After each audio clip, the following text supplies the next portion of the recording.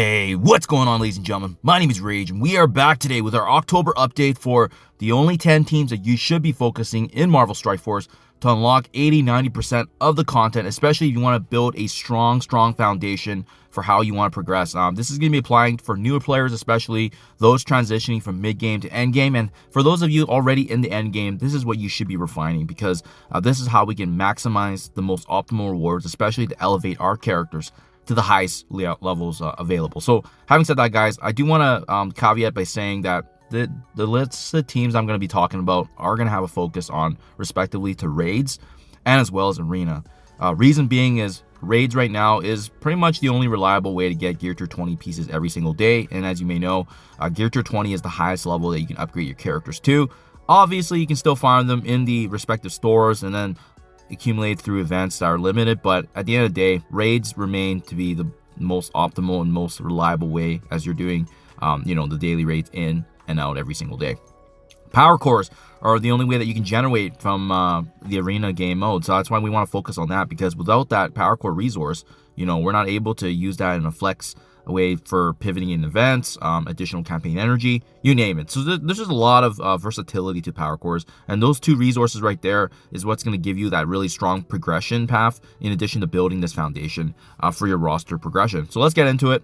I like to talk about this because there's not really a lot of changes each and every single month that I do this update, plus minus a team or two, but we always want to be mindful of the teams that are also fading. In other words, leaving the meta so you don't build them, right? So that's why there shouldn't be too many changes, as only 1 to 2 teams are introduced every single month, and there's only a few months left in the year, so there's only so many things that they can surprise us with. Okay, let's get into it.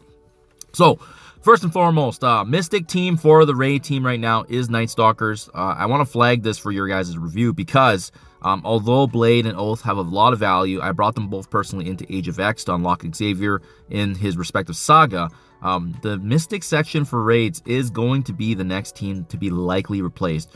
Reason being is because usually raid teams have a shelf life of roughly a year. Sometimes they can go over depending on if there's characters that you can slot in and out, but they are slotted for now, a potential replacement because of their duration now in game. And we know Marvel Strike Force likes to do this because of the fact that there's new content, so they want to require players to build up new teams and monetize and so forth, right? So be on the lookout for that. I still think there's going to be a lot of value for Night Stalkers, but Oath and Blade at least are pretty safe investments if you want to build them up for future Dark Dimensions, for saga events, and as well as having some strong PvP versatility as well.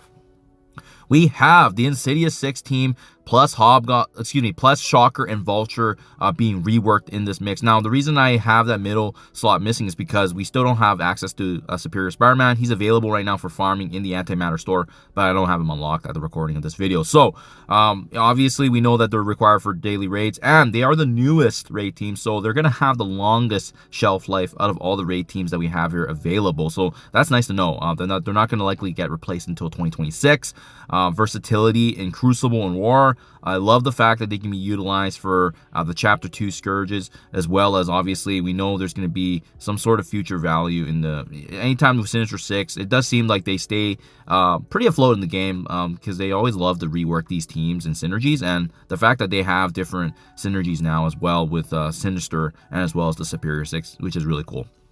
Hellfire Club being the respective raid team here for the mutant section, and again, very similar to Insidious, they're going to have a longer time because they're one of the newer raid teams. They got versatility in War, a little bit of usage in Crucible as well, because you can slot in Rachel Summers with some different teams. So I really like that, and obviously being required for Chapter 2 as well. And then remember, these teams I just listed, especially Hellfire and Insidious, they're going to have that Conqueror tag where there's going to be some future value here for Blue Marvel as well. So do not ignore these teams. They're very, very important, especially in the grand scheme of things. And then once we obviously see the release of Blue Marvel in his event, we saw in the data mines that these two teams are going to benefit from those bonuses as well. So really good to know. And then we have two of the older teams this year, but they're still going to be valuable all the way up until, I would say, early quarter, maybe the second quarter of 2026, which is both the Thunderbolts and the Vigilante team. Thunderbolts for Bile Section, Vigilante for Skill. Without question, I think out of all these teams, Vigilante is the best raid team, but they are also the oldest new team in 2025. So just something to be mindful of there. Build them up. What I really like is the ultimate value you get from Vigilante because of the fact that you can bring in characters like Daredevil Modern, Hitmonkey, Punisher, heck, even obviously Silver Sable being the most important piece for Age of X. They have Dark Dimension value. They were utilized quite heavily in Chapter 1. And they're just such a formidable all-rounder team that you can utilize in both PvE game modes like Raids and as well as the Crucible and War game setting, even Dark Dimension. So build up Vigilante, guys. Out of all these raid teams, they're just so optimal. And that's why you see them built the highest as well. Really, really good, especially in terms of defense or offensive capabilities. So those are the 5 main raid teams, guys. Let's talk about the 2 smaller ones being the Spotlight raids that we are typically using, obviously being the Uncanny Avengers, and on top of that as well we also have the Alpha Flight team. Now very similar position to Night Stalkers. Spotlight raids are likely, if they do continue, I don't know what the game plan there is, if they maybe just stopped creating content for that, but Alpha Flight is likely to be replaced if they continue that route of Spotlight raids because of the fact that Alpha Flight is, my goodness, it's been like almost a year and a half. Like, they are very, very due for a replacement, or maybe they just coast and don't decide to add any content. That's why, guys, if you're watching this, be very cautious of building Alpha Flight because they're really kind of a one purpose kind of team in the game, right? I mean, you can utilize them on war defense, but that's it. Like, other than the fact that we require them for raids, I mean, you don't really need them in war, and they're easy to bypass now too, given the new meta. So that's why I've been very conservative with building them up. But yeah, just something to be on the lookout for. Don't overinvest in this team for sure. So with that said, that's all the Spotlight and Annihilation / Orcus raid teams there. We now have here basically the 3 pivot teams, in my honest opinion, that are really important to focus on going forward into the final quarter of the year, and especially for our October update.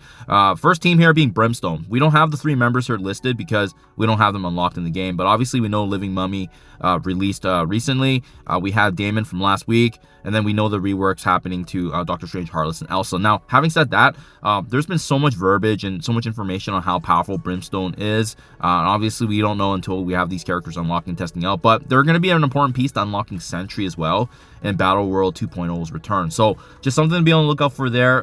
Not built up right now from what you can see, but they're going to be a very important team. And remember, they're the last team of Chapter 2, which means they're likely going to be the first team of Chapter 3 for all of the Age of Annihilus activities. So they're going to have lots and lots of usage here. You're going to be building a team that you're going to be using quite frequently, which is massive in terms of just value, right?